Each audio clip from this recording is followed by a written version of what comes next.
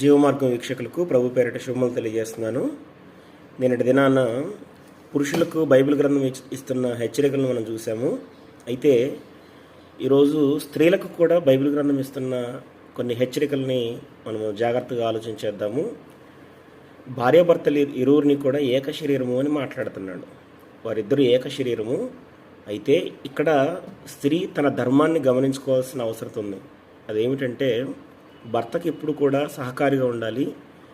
దేవుడు ఆదిలో ఆదాము హవ్వలను సృష్టించినప్పుడు హవ్వను సాటి అయిన సహకారిగా నిర్మించినట్టు మనం చూస్తాం.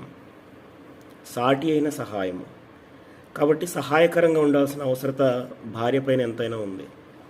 అయితే బైబిల్ గ్రంథము స్త్రీ ధర్మం విషయమై ఏమని మాట్లాడుతుందంటే, భార్యలు తమ భర్తలను ప్రేమించవలను, భర్తలకు లోబడి బ్రతకవలను అని మాట్లాడుతుంది. ఎఫెసీ పత్రిక 5వ అధ్యాయము 33వ వచనంలో అంటున్నాడు, భార్య అయితే తన భర్త యందు భయం కలిగి ఉండినట్లు చూసుకునవలను అంటున్నాడు.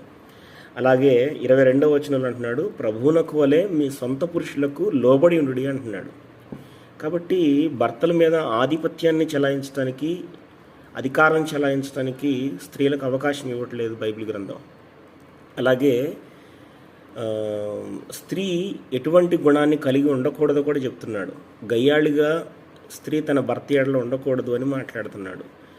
సామెతల గ్రంథము 21వ అధ్యాయము 9వ వచనంలోను, సామెతల గ్రంథము 25వ అధ్యాయము 24వ వచనంలో అంటున్నాడు, నువ్వు గయ్యాళిగా ఉంటే నీ భర్త ఒక పెద్ద ఇంట్లో ఉంట కంటే కూడా ఒక మిద్దె మీద ఒక చిన్న గదిలో ఉండటం మేలు అని మాట్లాడుతున్నాడు. కాబట్టి అటువంటి పరిస్థితిని నీ భర్తకు కల్పించకూడదు.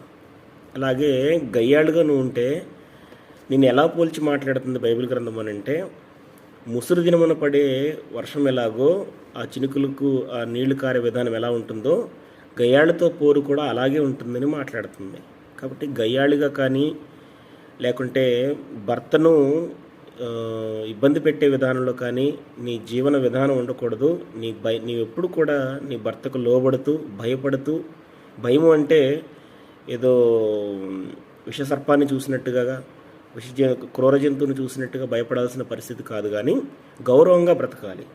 గౌరవంతో ఆ భయాన్ని కనపరుస్తూ నీ భర్తను సంతోషపెడుతూ, ప్రభువునకు వలె నీ భర్తను నువ్వు ప్రేమిస్తూ ఆయనకు లోబడి ఉండాల్సిన అవసరం ఉంది. దేవుడైతే ఇలా నియమించాడు. ప్రతి పురుషునికి శిరస్సు క్రీస్తు, క్రీస్తునకు శిరస్సు దేవుడు.